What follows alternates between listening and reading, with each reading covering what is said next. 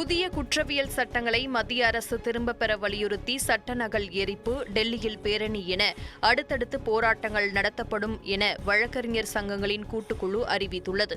கடலூர் மாவட்டம் விருதாச்சலத்தில் உள்ள தனியார் திருமண மண்டபத்தில் வழக்கறிஞர் சங்கங்களின் கூட்டுக்குழு கூட்டம் நடைபெற்றது. இதில் 500க்கும் மேற்பட்ட வழக்கறிஞர்கள் பங்கேற்றனர். பின்னர் பேசிய குழுவின் தலைவர் நந்தகுமார், வரும் 15ஆம் தேதி முதல் 30ஆம் தேதி வரை நீதிமன்ற புறக்கணிப்பு போராட்டமும், 16ஆம் தேதி சட்ட நகல் எரிப்பு போராட்டமும், இம்மாத இறுதியில் டெல்லியில் மாபெரும் பேரணி நடைபெறும் எனவும் தெரிவித்தார். காஞ்சிபுரம் மாநகராட்சிக்கு உட்பட்ட ஆலடித்தோப்பு தெருவில் பாதாள சாக்கடை நிரம்பி கழிவுநீர் வெளியேறுவதால் நோய் தொற்று பரவும் அபாயம் ஏற்பட்டுள்ளது.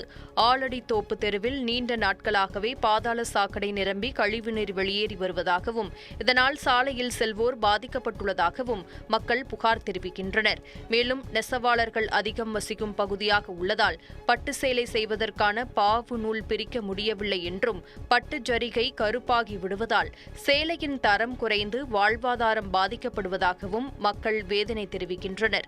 மேலும் இதற்கு நிரந்தர தீர்வு கொண்டுவர வேண்டும் என மாநகராட்சி அதிகாரிகளுக்கு மக்கள் கோரிக்கை விடுத்துள்ளனர். நீலகிரி மாவட்டம் உதகையில் இயங்கி வரும் SBI வங்கி சார்பில் ஓய்வூதியம் குறித்த பிரச்சினைகளுக்கு தீர்வு காணும் வகையில் இலவச முகாம் நடைபெற்றது. ஓய்வூதியதாரர்களுக்கான தயாரிப்புகள் மற்றும் சேவைகள் பற்றிய தகவல்களை வழங்குவது மற்றும் திறந்த தொடர்பு மற்றும் கலந்துரையாடல்களுக்கான தளத்தை உருவாக்குவது உள்ளிட்டவை குறித்த முகாம் நடைபெற்றது. இந்த முகாமில் சுமார் 100க்கும் மேற்பட்ட ஓய்வூதியதாரர்கள் கலந்து கொண்டு தங்களது குறைகளை வங்கி நிர்வாகத்திடம் தெரிவித்தனர். இதனையடுத்து ஓய்வூதியதாரர்களுக்கு மகா இலவச மருத்துவ பரிசோதனை முகாம் நடைபெற்றது. இந்த மருத்துவ முகாமில் இருதயம் மற்றும் பொது முக்கிய நோய்களுக்கு இலவச பரிசோதனை நடைபெற்றது.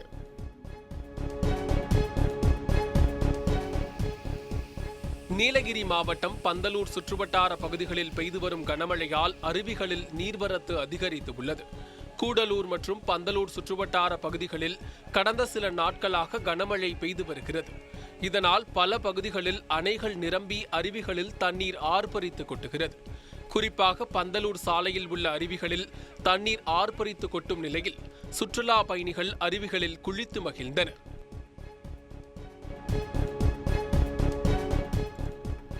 வேலூர் மாவட்டம் காட்பாடி அருகே ஏரியில் கிரிக்கெட் விளையாட சென்ற சிறுவர்கள் 2 பேர் பள்ளத்தில் நிரம்பியிருந்த நீரில் மூழ்கி உயிரிழந்தனர்.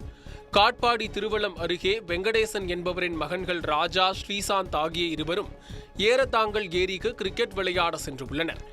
ஏரியில் பந்து விழுந்ததை அடுத்து எடுக்க சென்ற இருவரும் மணல் எடுப்பவர்களால் தோண்டப்பட்டு மழைநீர் நிரம்பியிருந்த பள்ளத்தில் விழுந்துள்ளனர். இதை கண்ட மற்ற சிறுவர்கள் கூச்சலிடவே அக்கம்பக்கத்தினர் பள்ளத்தில் குதித்து சிறுவர்களை தேடியுள்ளனர். இதில் 2 சிறுவர்களும் உயிரிழந்த நிலையில் சடலங்களாக மீட்கப்பட்டனர்.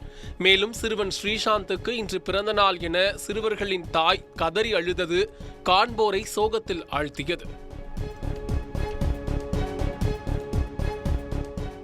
திருவாரூர் மாவட்டம் நன்னிலத்தில் நேரடி நெல் கொள்முதல் நிலையங்களை திறக்க வேண்டும் என விவசாயிகள் கோரிக்கை விடுத்துள்ளனர். திருவாரூர் மாவட்டத்தில் அறுவடை செய்த நெற்பயிரை நேரடி நெல் கொள்முதல் நிலையங்களுக்கு விவசாயிகள் கொண்டு செல்லும் நிலையில் நேரடி நெல் கொள்முதல் நிலையங்கள் சில இடங்களில் மட்டுமே திறக்கப்பட்டுள்ளது. இதனால் நெல் மூட்டைகளோடு விவசாயிகள் நேரடி நெல் கொள்முதல் நிலையங்களில் காத்திருக்கும் நிலை ஏற்பட்டுள்ளது. இந்நிலையில் அங்கு அடுக்கி வைத்திருக்கும் நெல் மூட்டைகளை திடீர் மழை மற்றும் கால்நடைகளிடம் இருந்து பாதுகாக்க சிரமமாக உள்ளதாகவும், தேவைப்படும் இடங்களில் அரசு நேரடி நெல் கொள்முதல் நிலையங்களை திறக்க நடவடிக்கை எடுக்க வேண்டும் என விவசாயிகள் அரசுக்கு கோரிக்கை விடுத்துள்ளனர்.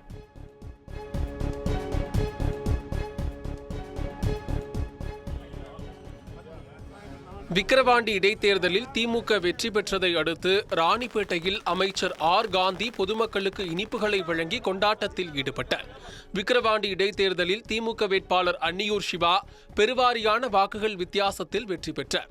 இந்நிலையில் ராணிப்பேட்டை முத்துக்கடை பேருந்து நிலையத்தில் அமைச்சர் காந்தி தலைமையிலான திமுகவினர் இனிப்புகளை வழங்கி கொண்டாட்டத்தில் ஈடுபட்டனர்.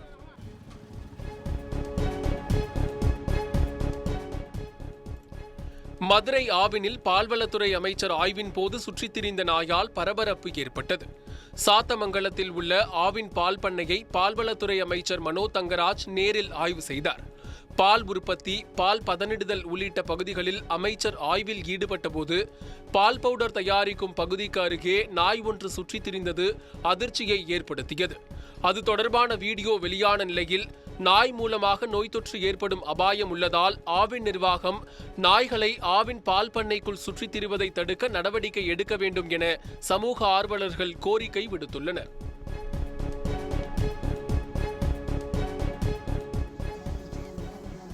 திருச்சி மாவட்டம் மணப்பாறை அருகே அமைந்துள்ள திரு முக்தீஸ்வரர் கோயில் குடமுழுக்கு விழா வெகு விமர்சையாக நடைபெற்றது. மணப்பாறையில் இருந்து கோவில்பட்டி செல்லும் வழியில் பூர்த்தி கோயில் என்னும் ஊரில் ஈஸ்வரி உடனுரை திரு முக்தீஸ்வரர் கோயில் அமைந்துள்ளது. இந்த கோயிலில் 300 வருடங்களுக்கு பிறகு குடமுழுக்கு வெகு விமர்சையாக நடைபெற்றது. விழாவில் ஏராளமான பக்தர்கள் கலந்து கொண்டு சுவாமி தரிசனம் செய்தனர்.